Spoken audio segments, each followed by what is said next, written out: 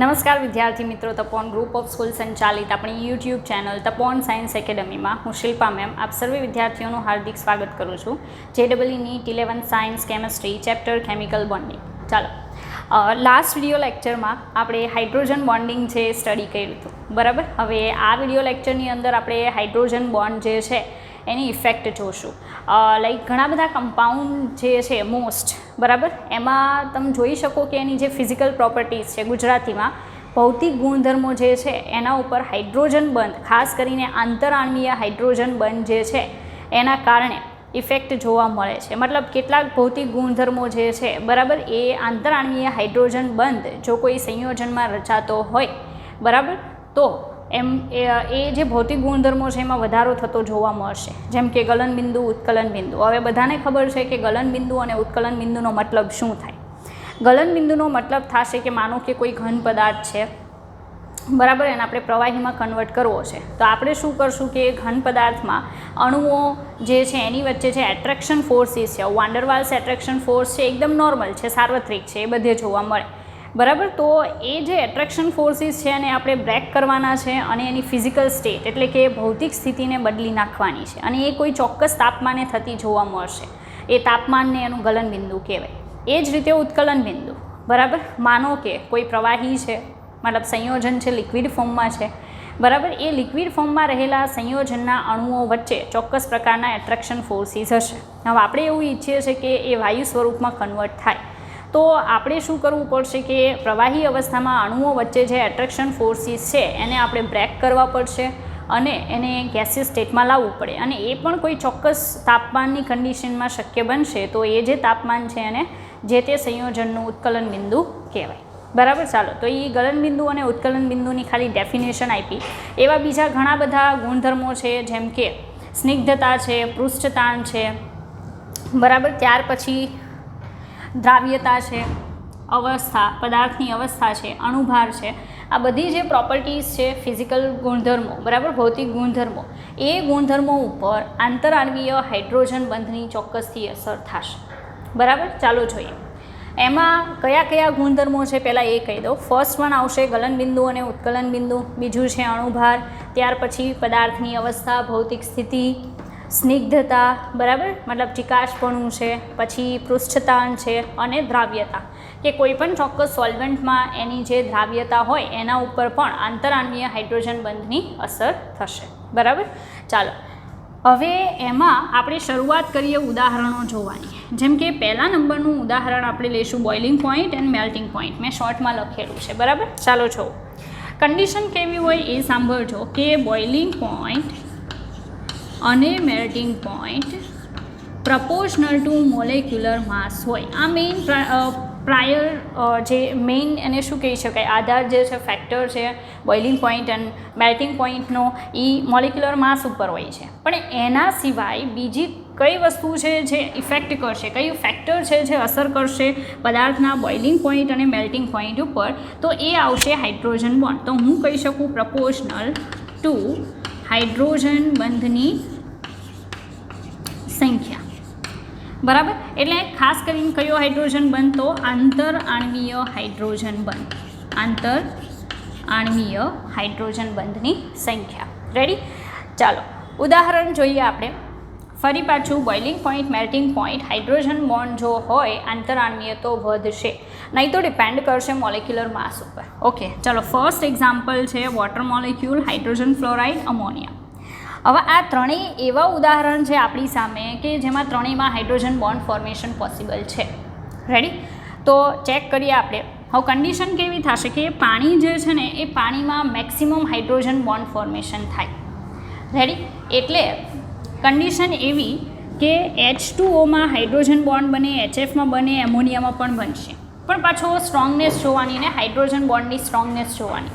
Hydrogen બોન્ડની strongness છે એ જેમ જેમ વિદ્યુત ઋણતાનો ડિફરન્સ વધશે, બરાબર, એમ વધતી જશે.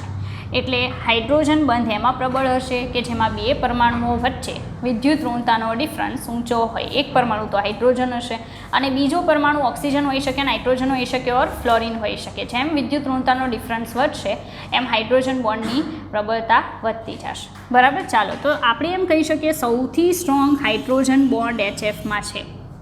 સેકન્ડ નંબરનો સ્ટ્રોંગ હાઇડ્રોજન બોન્ડ H2Oમાં છે અને આ ત્રણમાં સૌથી નિર્બળ હાઇડ્રોજન બોન્ડ એમોનિયામાં રચાય. બરાબર. પણ બીજી એક બાબત પણ ઇમ્પેક્ટ કરશે અને એ જે છે એ આવશે નંબર્સ ઓફ હાઇડ્રોજન બોન્ડ્સ, એટલે કે કેટલી સંખ્યામાં હાઇડ્રોજન બોન્ડ બને છે એ પણ અસર કરશે. ઓકે, તો આ ત્રણને કમ્પેર કરીએ તો maximum hydrogen bond formation water મોલિક્યુલમાં થાય. સેકન્ડ નંબરનું અમોનિયામાં થાય, પણ હમણાં હજી કીધું કે અમોનિયામાં ભલે હાઇડ્રોજન બોન્ડની સંખ્યા as compare to hydrogen fluoride વધારે હોય, પણ એમોનિયામાં હાઇડ્રોજન બંધની પ્રબળતા HF કરતાં ઘણી ઓછી છે. બરાબર. એટલે બે વસ્તુને ધ્યાનમાં રાખીને હાલવાનું. હાઇડ્રોજન બંધની સંખ્યા તો ઇમ્પેક્ટ કરશે, પણ બીજા નંબરનું હાઇડ્રોજન બંધની પ્રબળતા પણ અસર કરે.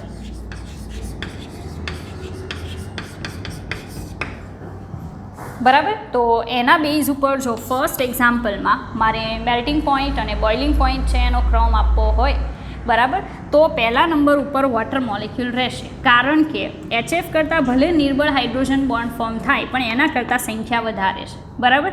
અને પ્રબળતાની વાત કરીએ તો પ્રબળતા HF કરતાં એટલી બધી ઓછી નથી કે આપણે એને ફર્સ્ટ રેન્ક ઉપર ન લઈ શકીએ. બરાબર. એટલે H2O ફર્સ્ટ આવશે, પછી HF આવશે અને લાસ્ટમાં આવશે એમોનિયા.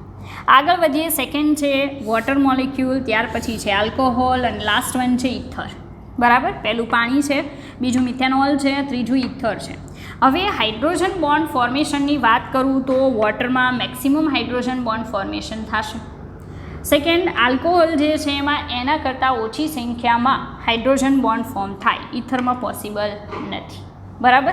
એટલે નોર્મલી બોન્ડની સંખ્યા વાઇઝ જઈએ, બરાબર છે, તો ફર્સ્ટ આવશે વોટર, સેકન્ડ આવશે આલ્કોહોલ અને લાસ્ટ આવશે ઇથર. બરાબર. આગળ વધીએ. ત્યાર પછી ફરી પાછું મેં વોટર લીધું છે, H2S છે, H2SE અને H2T. આ મેં સમૂહ વાઇઝ લીધેલું છે. હવે સમૂહ વાઇઝ કઈ રીતે? તો સમૂહ નંબર 16. સમૂહ નંબર 16માં oxygen, sulphur, selenium, tellurium and polonium. પણ પોલોનિયમ આપણે કન્સિડર કરતા નથી. હવે આ દરેકના હું હાઇડ્રાઇડ બનાવું તો H2O બનશે, H2S બનશે, H2SE બનશે અને H2TE બનશે. હવે નોર્મલ કન્ડિશન એવી હોય કે સમૂહમાં નીચે જાય, બરાબર, એમ મોલેક્યુલર માસ શું થાય તો વધે. બરાબર. આ સીધી વાત છે. સમૂહમાં નીચે જતાં મોલેક્યુલર માસ જે છે એમાં શું થશે? વધારો થશે. પણ આપણે તો હાઇડ્રોજન બોન્ડ જોવાના. બરાબર.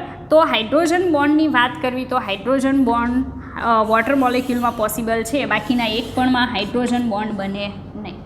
બરાબર. એટલે કન્સિડર એવું થશે કે H2Oમાં સૌથી વધારે મેલ્ટિંગ પોઈન્ટ અને બોઇલિંગ પોઈન્ટ જોવા મળશે. બરાબર. અને પછી આગળ ક્રમ આપીએ. રેડી. તો મોલેક્યુલર માસ બેઝ જઈએ તો આપણને જોવા મળશે કે સૌથી વધારે મોલેક્યુલર માસ છે H2TEનું આવશે, પછી H2SE અને H2S. બરાબર. તો આમાં લેસ ધેનની સાઇન દર્શાવવી પડશે. બરાબર. આગળ જઈએ. SbH3, એમોનિયા, ASH3 અને PH3 હાઇડ્રાઇડ જ છે. સમૂહ નંબર 15. સમૂહ 15માં નાઇટ્રોજન, ફોસ્ફરસ, આર્સેનિક, એન્ટીમની અને બિસ્મથ.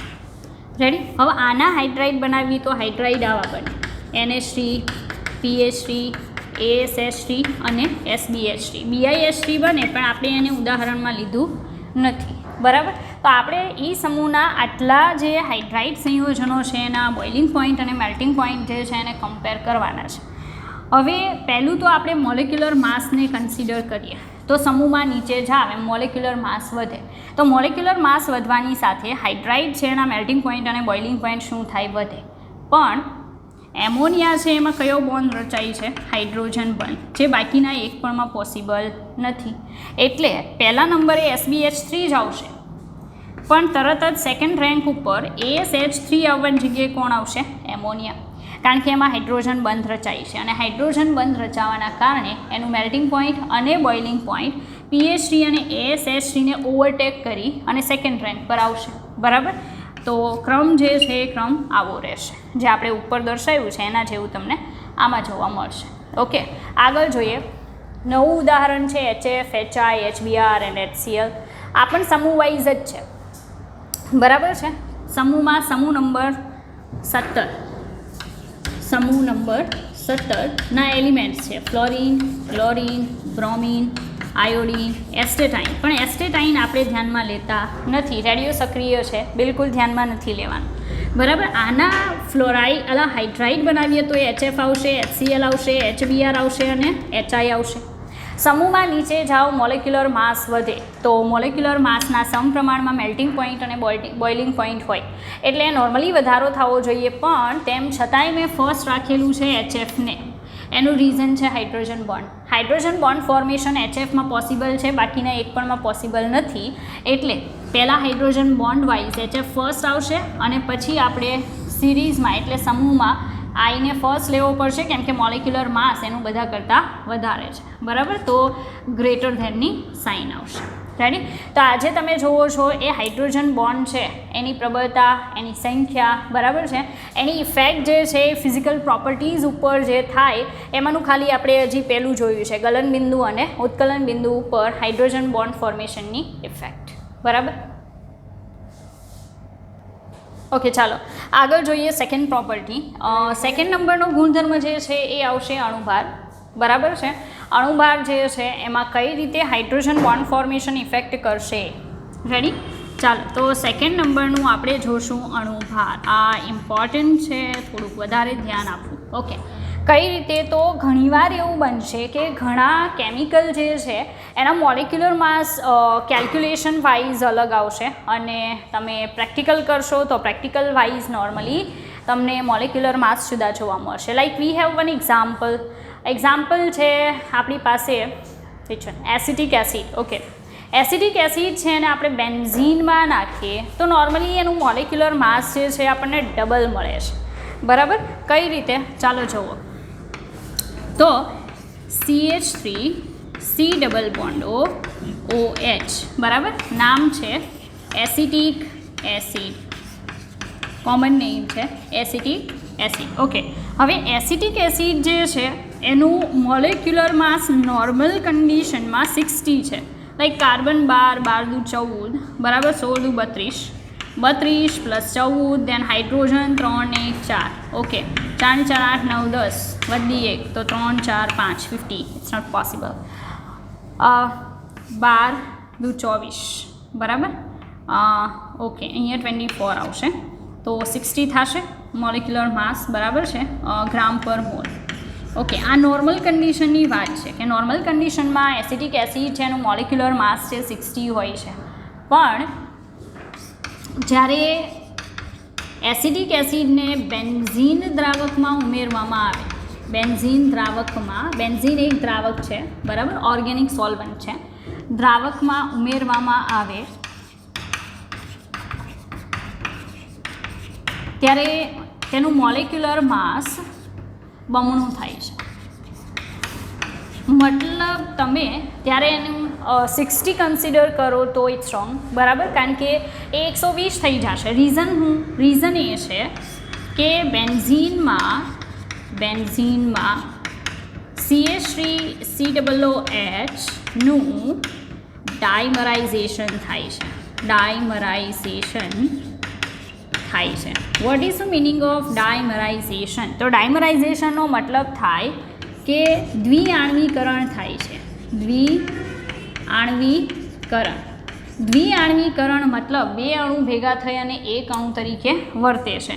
દ્વિઆણ્વીકરણ શું કામ થાય? કારણ કે તેમાં આંતરઆણ્વીય હાઇડ્રોજન બંધ રચાય છે, બરાબર.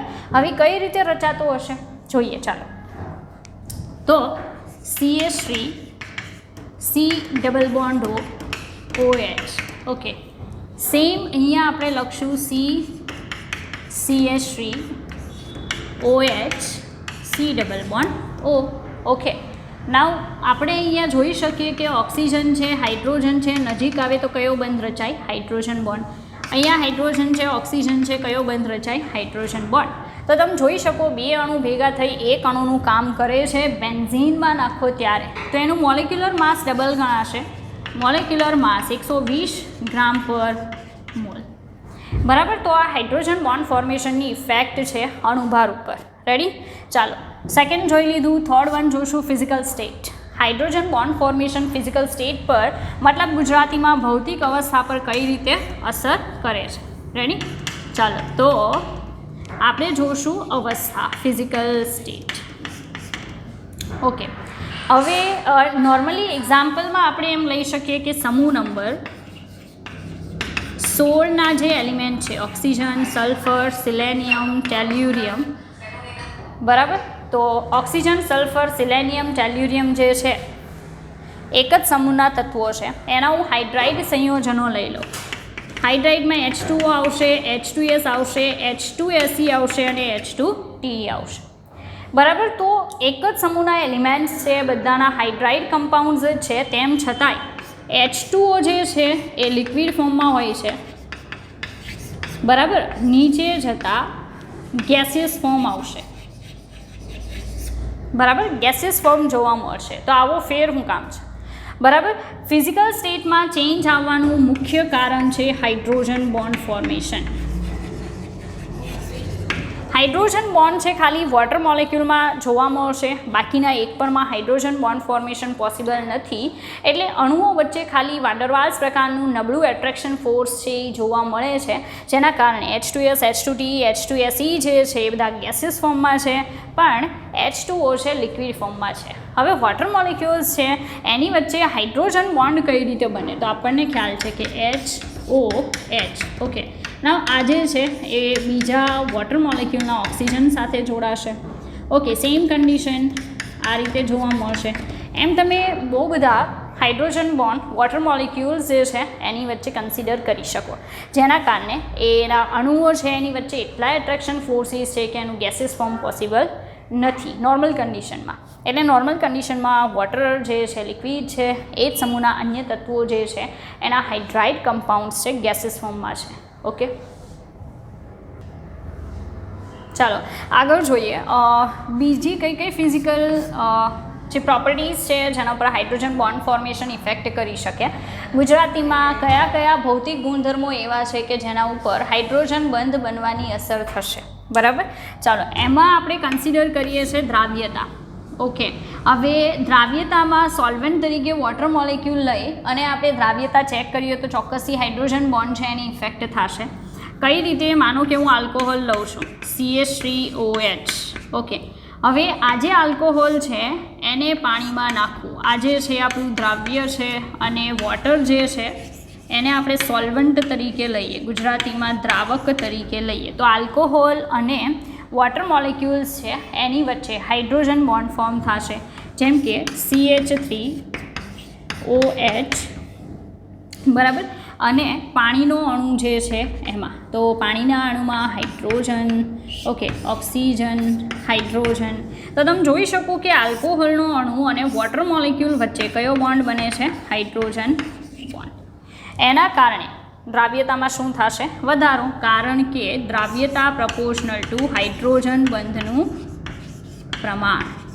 જેટલા હાઇડ્રોજન બોન્ડ વધારે બનશે સોલ્વન્ટ સાથે એટલું સોલ્વન્ટમાં સોલ્યુટ જે છે દ્રાવ્ય એની સોલ્યુબિલિટી, ગુજરાતીમાં દ્રાવ્યતા જે છે એ વધશે. ઉદાહરણ તરીકે માનો કે CH2OH. CH2OH આ છે, નામ છે ઇથિલિન ગ્લાયકોલ. Ethylene glycol. તો ઇથિલિન ગ્લાયકોલમાં 2 OH સમૂહ છે, મતલબ એ પાણી સાથે વધારે સંખ્યામાં હાઇડ્રોજન બંધ રચે અને એના કારણે આલ્કોહોલની કમ્પેરિઝનમાં ઇથિલિન ગ્લાયકોલની દ્રાવ્યતા પાણીમાં વધારે છે. નવું એક્ઝામ્પલ લઈએ, ગ્લિસરોલ. CH2OH, CHOH અને CH2OH. આ જે છે એનું નામ છે ગ્લિસરોલ. આ જે ગ્લિસરોલ છે એ પાણી સાથે, એટલે એક અણુ, ગ્લિસરોલનો એક અણુ પાણીના 3 અણુઓ સાથે 3 હાઇડ્રોજન બંધ રચે તો પાણીમાં એની દ્રાવ્યતા ઇથિલિન ગ્લાયકોલ કરતાં શું થશે? વધશે. બરાબર. તો પાણીમાં દ્રાવ્યતાનો ક્રમ લખીએ આ 3 માટે, તો CH3OHની દ્રાવ્યતા ઓછી, એનથી વધારે કોની? તો ઇથિલિન ગ્લાયકોલ જે છે એની દ્રાવ્યતા વધારે. સૌથી વધારે કોની? તો ગ્લિસરોલ જે છે, બરાબર, એ ગ્લિસરોલની દ્રાવ્યતા સૌથી વધારે. રેડી. હાઇડ્રોજન બોન્ડ ફોર્મેશન જેમ સોલ્વન્ટ સાથે વધશે એમ સોલ્યુબિલિટીમાં પણ શું થશે? વધારો થાય. ઓકે. બીજું એક બહુ ઇમ્પોર્ટન્ટ વાત એ છે કે નોર્મલી આપણે એવું કીધું હતું કેમેસ્ટ્રીમાં જે ધ્રુવીય હોય તે ધ્રુવીયમાં દ્રાવ્ય થાય, અધ્રુવીય અધ્રુવીયમાં દ્રાવ્ય થાય. પણ હાઇડ્રોજન બોન્ડ એવી વસ્તુ છે કે જે અધ્રુવીયને પણ ધ્રુવીયમાં ડિઝોલ્વ કરાવી શકે. બરાબર. એક્ઝામ્પલ તરીકે અધ્રુવીય કેટલાક પદાર્થો હાઇડ્રોજન બંધ રચાવાના કારણે ધ્રુવીય દ્રાવકમાં દ્રાવ્ય થાય છે. ધ્રુવીય દ્રાવકમાં દ્રાવ્ય થાય છે. એક્ઝામ્પલ છે glucose and fructose. Glucose, fructose. બરાબર. તો સુક્રોઝ છે, ગ્લુકોઝ છે, ફ્રુક્ટોઝ છે, બધી જે શર્કરાઓ છે એ નોર્મલી સહસંયોજક બોન્ડ ફોર્મેશન ધરાવે છે જેમાં ધ્રુવીયતા એટલી જોવા મળતી નથી. તેમ છતાંય વોટરમાં ડિઝોલ્વ થઈ જાય છે. ગ્લુકોઝ લાવીને પાણીમાં નાખશો ડેફિનેટલી ડિઝોલ્વ થશે. ખાંડ છે, બરાબર, ખાંડ શું છે? તો સુક્રોઝ છે, વોટરમાં ડિઝોલ્વ થશે. હવે આપણે જોઈએ કે કઈ રીતે એવું કહી શકાય. તો અહીંયા આલ્ડીહાઇડ ગ્રુપ હોય છે, CHOH 4 ટાઈમ્સ છે, એન્ડ લાસ્ટ વન છે CH2OH. આમે સ્ટ્રક્ચર લખેલું છે ગ્લુકોઝનું. બરાબર. ગ્લુકોઝના સ્ટ્રક્ચરમાં ફર્સ્ટ વન જે છે એ આલ્ડીહાઇડ સમૂહ છે. એમાં ઓક્સિજન છે જે પાણીના હાઇડ્રોજન સાથે હાઇડ્રોજન બોન્ડ ફોર્મ કરી શકે છે અને એટલે ગ્લુકોઝ જે છે વોટરમાં ડિઝોલ્વ થશે. બરાબર. આગળ જોઈએ. ચાલો ઇથરની વાત કરીએ. નોર્મલી ઇથર જે છે ને, ઇથરમાં કયો સમૂહ આવે? ઓક્સિજન ગ્રુપ આવે. લાઈક હું એક્ઝામ્પલ લઉં CH3OCH3. બરાબર. તો ઇથર છે એમાં નોર્મલી આપણે એવું કહી શકીએ કે એના અણુ વચ્ચે હાઇડ્રોજન બોન્ડ ફોર્મેશન પોસિબલ નથી, પણ એને પાણીમાં નાખો તો, એટલે કે પ્લસ વોટર કરી દો તો જ્યારે કાર્બનની સંખ્યા ઓછી હશે, કાર્બન સંખ્યા ઓછી, ત્યારે હાઇડ્રોજન બંધના કારણે દ્રાવ્ય થાય. કઈ રીતે? તો CH3OCH3નો ઓક્સિજન અને હાઇડ્રોજન સાથે શું બનાવશે? હાઇડ્રોજન બોન્ડ, એટલે ડિઝોલ્વ થશે. પણ જો હું C2H5OC2H5 મતલબ ડાઈથાઇલ ઇથર લઈ લઉં તો વોટરમાં ઇનસોલ્યુબલ છે. વોટર ઇનસોલ્યુબલ. કારણ કે જેમ કાર્બનની સંખ્યા વધશે ને એમ હાઇડ્રોફોબિક ભાગ વધશે, તો હાઇડ્રોજન બોન્ડ એટલો કોઈ સ્ટ્રોંગ નથી બનતો. બરાબર છે. એટલે વોટરમાં સોલ્યુબિલિટી જે છે એ ઘટતી જશે. રેડી. ચાલો આગળ જોઈએ. દ્રાવ્યતાવાળો કોન્સેપ્ટ જ છે કે દ્રાવ્યતા પ્રપોર્શનલ ટુ 1 અંતઃઆણ્વીય હાઇડ્રોજન બંધ. અંતઃઆણ્વીય હાઇડ્રોજન બંધ.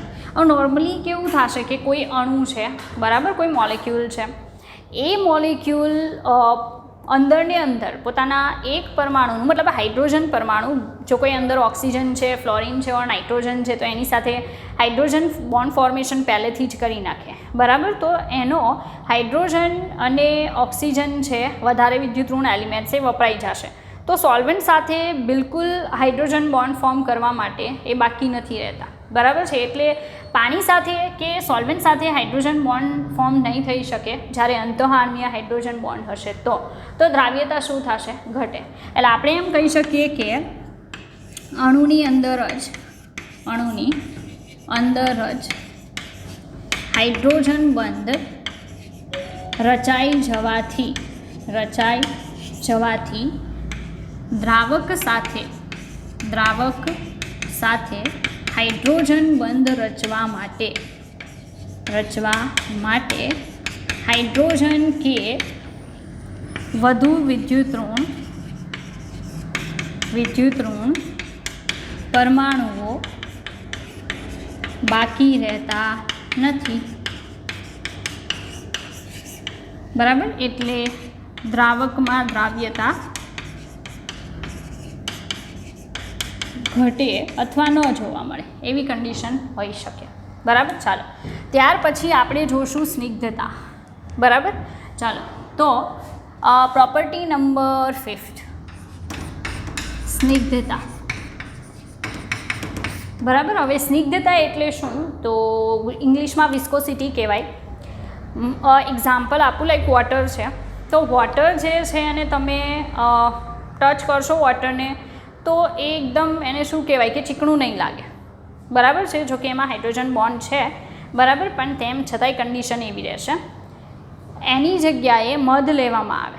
બરાબર છે, તો એની વિસ્કોસિટી હાઈ છે એટલે તમને ચીકણું લાગશે. બરાબર, અન્ય ઉદાહરણમાં જોઈએ, લાઈક આપણી પાસે મિથેનોલ છે, પછી ઇથિલિન ગ્લાયકોલ છે, ગ્લિસરોલ છે. બરાબર, એ સારું એક્ઝામ્પલ છે, કારણ કે કન્ડિશન કેવી થશે કે મિથેનોલ હશે તો એના અણુ વચ્ચે જે હાઇડ્રોજન બોન્ડ ફોર્મ થશે એની સંખ્યા ઓછી હશે. પણ ઇથિલિન ગ્લાયકોલ હશે CH2OH. ઓકે, હમણાં જ દર્શાવ્યું હતું. તો ઇથિલિન ગ્લાયકોલમાં બે અણુઓ વચ્ચે વધારે સંખ્યામાં હાઇડ્રોજન બોન્ડ ફોર્મ થશે. બરાબર, તો એમાં એટ્રેક્શન ફોર્સિસ વધારે છે. બરાબર, તો એની ડેન્સિટી વધી જશે. આપણે ગ્લિસરોલ લઈએ, ગ્લિસરોલ CH2OH, CH2OH. ઓકે, હમણાં જોયું હતું. તો ગ્લિસરોલના એક અણુની અંદર 3 OH સમૂહ છે, તો એ પોતાના જ બીજા અણુ સાથે વધારે બોન્ડ ફોર્મ કરવા માટે એબલ છે. બરાબર છે, એટલે સ્નિગ્ધતા શું થશે? વધશે. તો બહુ સિમ્પલ આપણે કહી દઈએ કે સ્નિગ્ધતા પ્રપોર્શનલ ટુ હાઇડ્રોજન બંધનું પ્રમાણ. અણુ વચ્ચે જેટલી વધારે સંખ્યામાં હાઇડ્રોજન બોન્ડ ફોર્મેશન થશે એટલી સ્નિગ્ધતા શું હશે? વધારે હશે. બરાબર છે, ચાલો એનું એક્ઝામ્પલ કોઈ આપણે પર્ટિક્યુલર અલગથી જોવાનું નથી. પછી જોશું પૃષ્ઠતાણ. ઇંગ્લિશમાં એને સરફેસ ટેન્શન કહેવામાં આવે છે. બરાબર છે, બહુ સારું એક્ઝામ્પલ છે વોટર પોતે. હવે પૃષ્ઠતાણ જે છે એ પણ પ્રપોર્શનલ ટુ હાઇડ્રોજન બંધનું પ્રમાણ. હવે એટલું યાદ રાખવાનું કે જેમાં પૃષ્ઠતાણ વધારે હશે ને, બરાબર છે, એ પદાર્થના તમને ડ્રોપ્સ જોવા મળશે. લાઈક વોટર લઈ લો. બરાબર, વોટર જે છે એ વોટરનું તમે ડ્રોપ એમ કહી શકો, ગુજરાતીમાં ટીપું. બરાબર છે. હવે આપણે પાણી છે એને કોઈ કપડા ઉપર કે કોઈ પણ જગ્યાએ મૂકીએ અથવા તો એ પાણી છે એમ આપણે પડવા દઈએ તો એના ડ્રોપ્સ બની જશે. હવે ડ્રોપ્સ બનવાનું રીઝન શું છે? તો હાઇડ્રોજન બોન્ડ ફોર્મેશન. બરાબર, હવે હાઇડ્રોજન બોન્ડના કારણે, હાઇડ્રોજન બોન્ડના લીધે પાણીની અંદર એક લેટિસ રચાય છે. પાણીની અંદર લેટિસ રચાય, સ્પેશિયલ રચના બને છે, લેટિસ રચાય. હવે જેમાં પાણીના અણુઓને અંદર તરફ બળ લાગશે.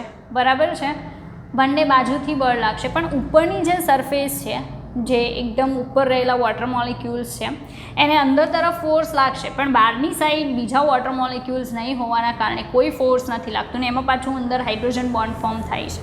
બરાબર, એટલે એવું કહી શકાય કે હાઇડ્રોજન બોન્ડના લીધે પાણીની અંદર એક લેટિસ રચાઈ છે. એટલે કે પાણીમાં અંદર રહેલા અણુઓ વચ્ચે હાઇડ્રોજન બોન્ડ હોય છે,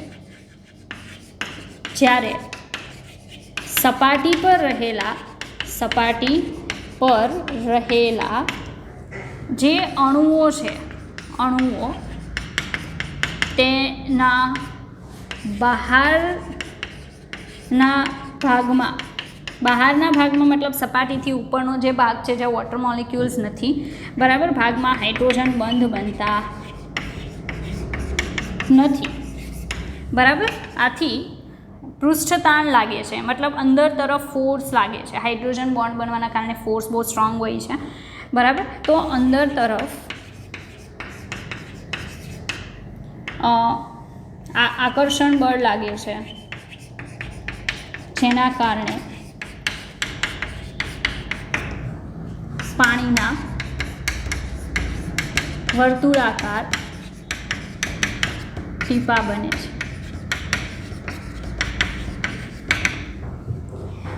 બરાબર.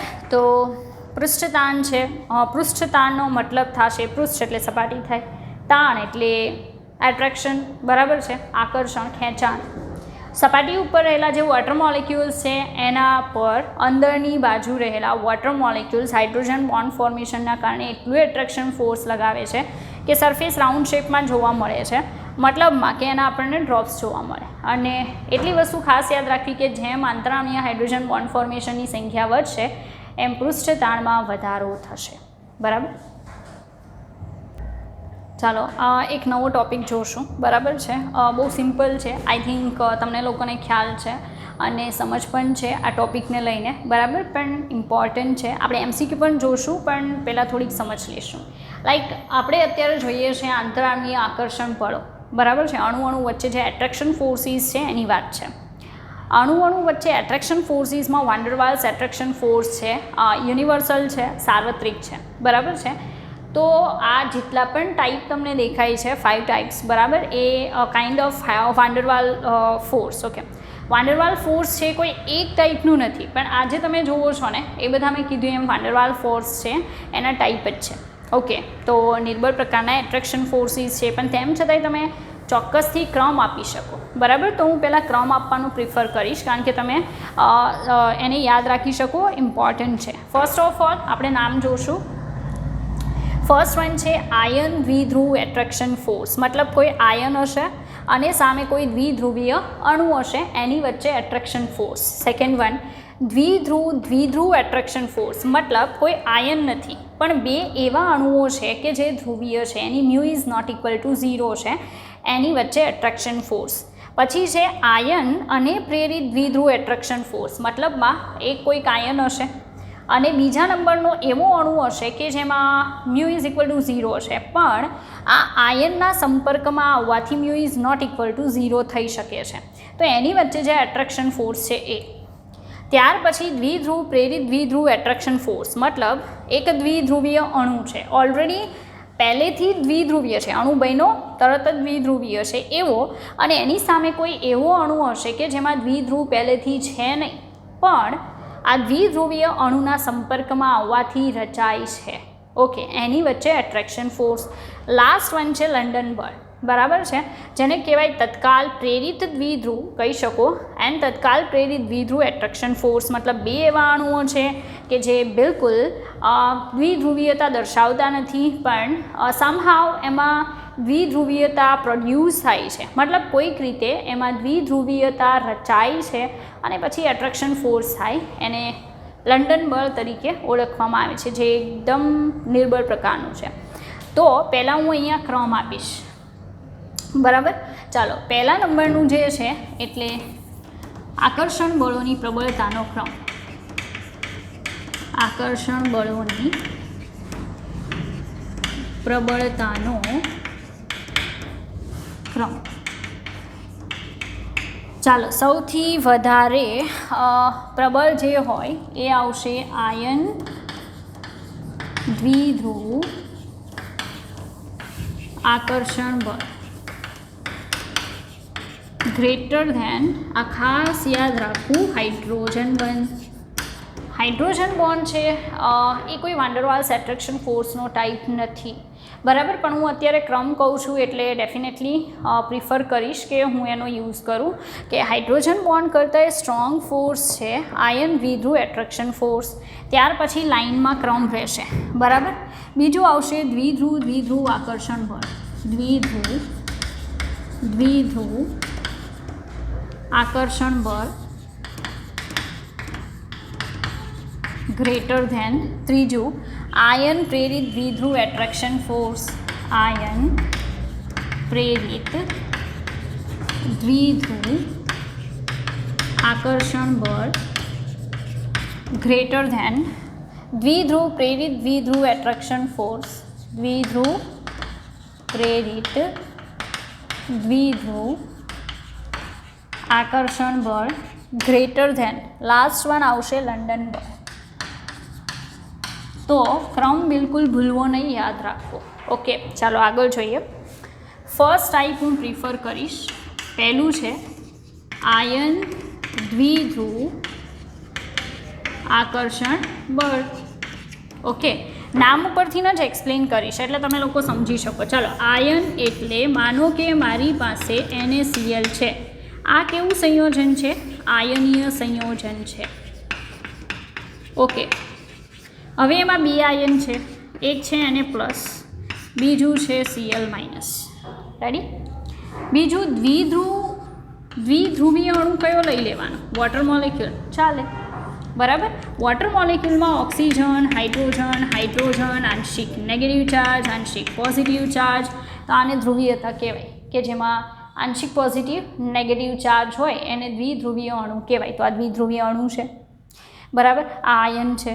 હવે Na+ અને Cl-, મતલબ NaCl-ને હું પાણીમાં નાખું તો આ ટાઈપનું એટ્રેક્શન ફોર્સ બનશે, બરાબર. તો આપણે જોઈ ગયા છીએ, યાદ હોય તો, આ એટ્રેક્શન ફોર્સ ક્યારે? જ્યારે આપણે જલીકરણ સમજ્યા, યાદ છે? જલીકરણ એટલે આયનીય સંયોજનને પાણીમાં નાખો, આયન અલગ થશે. ઓકે, અને એની આસપાસ પાણીના અણુ વીંટળાશે, એને જલીકરણ કહેવાય. જેમાં કયું ફોર્સ બને? આયન દ્વિધ્રુવ એટ્રેક્શન ફોર્સ. આપણે એવું કહેતા હતા કે પહેલાં આયન વચ્ચે એટ્રેક્શન ફોર્સિસ છે એ બ્રેક થશે, પછી આયન અને વોટર મોલેક્યુલ વચ્ચે કયું એટ્રેક્શન ફોર્સ રચાય? આયન દ્વિધ્રુવ આકર્ષણ બળ. તો આપણે જોઈએ, માનો કે આ Na+ છે, પાણીમાં ગયો એટલે પ્લસ ચાર્જ છે, તો એની સાથે કોણ જોડાશે? ઓક્સિજન. તો તમે જોઈ શકો કે એક નવું એટ્રેક્શન ફોર્સ રચાય. અને હવે તમને આ એટ્રેક્શન ફોર્સનું નામ આવડશે. એ એટ્રેક્શન ફોર્સને શું કહેવાય? આયન દ્વિધ્રુવ એટ્રેક્શન ફોર્સ. ઓકે, અહીંયા કારણ કે આંશિક નેગેટિવ ચાર્જ છે, આંશિક પોઝિટિવ ચાર્જ છે. ઓકે, આવું આપણે જોઈ ગયા છીએ કે પાણીના અણુ ચારે બાજુ વીંટળાઈ જશે. તો હવે તમને ખ્યાલ આવતો હશે કે આપણે જે પહેલાં ખાલી એટ્રેક્શન ફોર્સ જોયા ને એનું નામ આપણને નહોતું આવડતું, બટ અત્યારે આપણને આવડે છે. ઓકે, ચાલો, તો આ રીતે આખો ચારેય બાજુ પાણીના અણુ શું થઈ જશે? વીંટળાઈ જશે. આ જલીકરણની પ્રોસેસ છે, અને જલીકરણની પ્રક્રિયામાં કયું એટ્રેક્શન ફોર્સ બને? આયન દ્વિધ્રુવ એટ્રેક્શન ફોર્સ. ઓકે, ચાલો જુઓ, આપણે જે ફર્સ્ટ એટ્રેક્શન ફોર્સ જોયું, આયન દ્વિધ્રુવ એટ્રેક્શન ફોર્સ, એનો આધાર શાના ઉપર હોય? બરાબર. તો એ હું અહીંયા જરાક જણાવવાનું પ્રિફર કરીશ કે આયન દ્વિધ્રુવ આકર્ષણ બળનો આધાર શાના પર હોય? તો એ જે આધાર છે એ આવશે આયનના કદ ઉપર. આયન છે ને, એ આયનના કદ પર, આયન પરના વીજભાર પર. ઓકે, અને થર્ડ આવશે દ્વિધ્રુવીય અણુની